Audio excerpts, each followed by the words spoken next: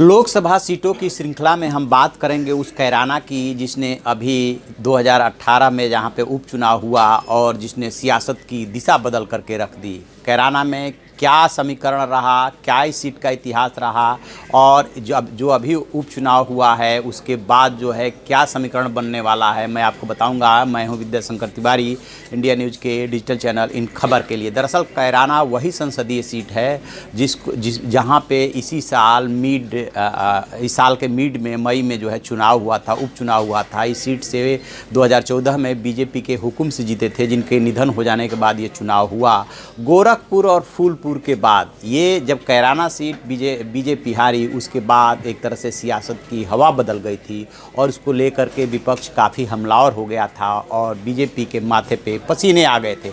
इसके बाद कुछ इस तरह के डेवलपमेंट और हुए जिसको लेकर के बीजेपी डे बाय डे कमज़ोर होती चली गई। तो यहाँ पे जो प्रयोग हुआ था उस प्रयोग की बात करना जरूरी होगा, क्योंकि हुआ क्या था कि जब सपा और बसपा को ये लगने लगा कि हम इस तरह से बीजेपी का मुकाबला नहीं कर सकते, तो जो गोरखपुर में प्रयोग हुआ, जो फूलपुर में प्रयोग हुआ, वही प्रयोग कैराना में कर दिया एसपी और बीएसपी ने मिल करके। और एसपी ने जो है लोक दल के कैंडिडेट को तबस्सुम हसन को अपने सिंबल पे जो है चुनाव लड़ा दिया यहाँ से।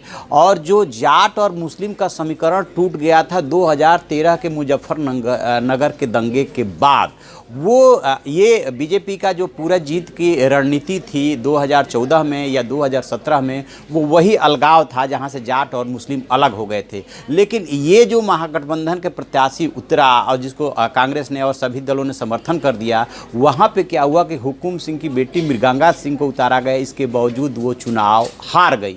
अब चुनाव हारने से ये पूरा संदेश गया कि यदि एसपी बीएसपी कांग्रेस और लोक दल एक हो जाते हैं तो आगे के लिए बीजेपी का रास्ता बहुत मुश्किल हो जाएगा। तो इस मायने में कैराना संसदीय सीट बहुत ज़्यादा मायने रखता है। और यदि इसके समीकरणों की बात करें, चूँकि अजीत सिंह और उनके बेटे जयंत चौधरी के लिए भी काफ़ी मायने रखता है, क्योंकि उनकी पार्टी अपने अस्तित्व की लड़ाई लड़ रही है।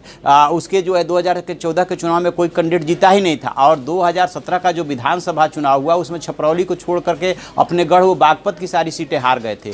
तो उनके लिए इसलिए मायने रख रहा था कि उन्होंने काफ़ी मेहनत की उस जाट और मुस्लिम समीकरण को जोड़ने के लिए। तो फिलहाल यहाँ पे जो विधानसभा की सीटें हैं वो 5 विधानसभा की सीटें हैं। नकुर है, गंगोह है, कैराना है, थाना भवन है, शामली है। इसमें से जो कैराना है वो जो एसपी के नाहिद हसन है, वो तबस्सुम हसन के ही बेटे हैं, सिर्फ वो एक विधायक हैं।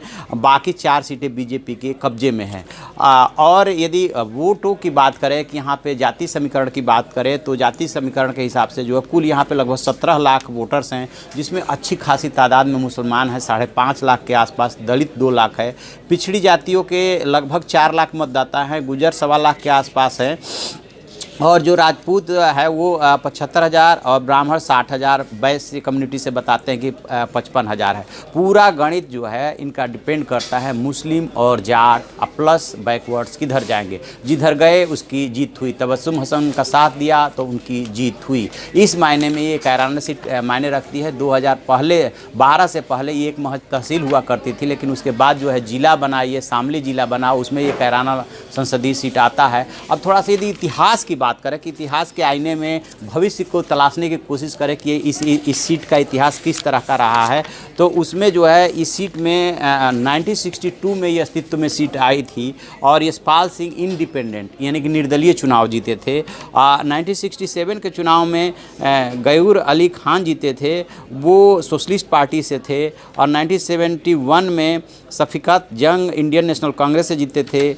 और 1977 में चूँकि वो जनता पार्टी की लहर थी तो वो चंदन सिंह यहाँ से जीते। एक बार 1980 के चुनाव में चौधरी चरण सिंह, पूर्व प्रधानमंत्री जिनका गढ़ है बागपत, उन्होंने अपनी पत्नी गायत्री देवी को वहाँ से उतारा था, वो चुनाव जीत करके संसद में पहुँची थी। 1984 में अख्तर हसन, 1989 में हरपाल सिंह पंवार, 1991 में हरपाल सिंह पंवार दोनों बार जनता दल से लड़े थे। मुनव्वर हसन जीते थे समाजवादी पार्टी से 1996 में। और 1998 में भारतीय जनता पार्टी के वीरेंद्र वर्मा यहाँ यहाँ पे जीते। जबकि 1999 में आमिर आलम खान जीते राष्ट्रीय लोक दल के। 2004 में जो है अनुराधा चौधरी राष्ट्रीय लोक दल से यहाँ जीती थी। 2009 में तबस्सुम हसन यानी कि जो इस समय सांसद है वही बहुजन समाज पार्टी के टिकट पर लड़ी थी और चुनाव जीत गई थी। 2014 में यानी कि हुकुम सिंह यहाँ से बेशक कैराना से 7 बार विधायक रहे, लेकिन 2014 में जाकर के वो लोकसभा चुनाव जीत पाए। और जब 2018 का बाई इलेक्शन हुआ तो उनकी बेटी मृगांका सिंह को खड़ा किया बीजेपी ने सिंपैथी वोट लेने के लिए, लेकिन वो चुनाव हार गई। और यहीं से जो है न सिर्फ उत्तर प्रदेश बल्कि पूरे देश की सियासत, चुनावी सियासत बदलती हुई सी दिखी, नई बयार बही। अब देखते हैं कि इस जो ये पूरे देश में कैराना सीट को लेकर के चर्चा हुई कि 2019 के चुनाव में सपा बसपा का गठबंधन तय बताया जाता है, उसमें लोक दल भी जुड़ रहा है। कांग्रेस जुड़ती है या नहीं जुड़ती है ये अभी क्लियर नहीं है कि आगे क्या समीकरण बनता है और गठबंधन के काट में बीजेपी कौन सी चाल चलती है। तो आप ऐसी खबरों के लिए देखते रहिए हमारा डिजिटल चैनल इन खबर और उसे सब्सक्राइब कीजिए।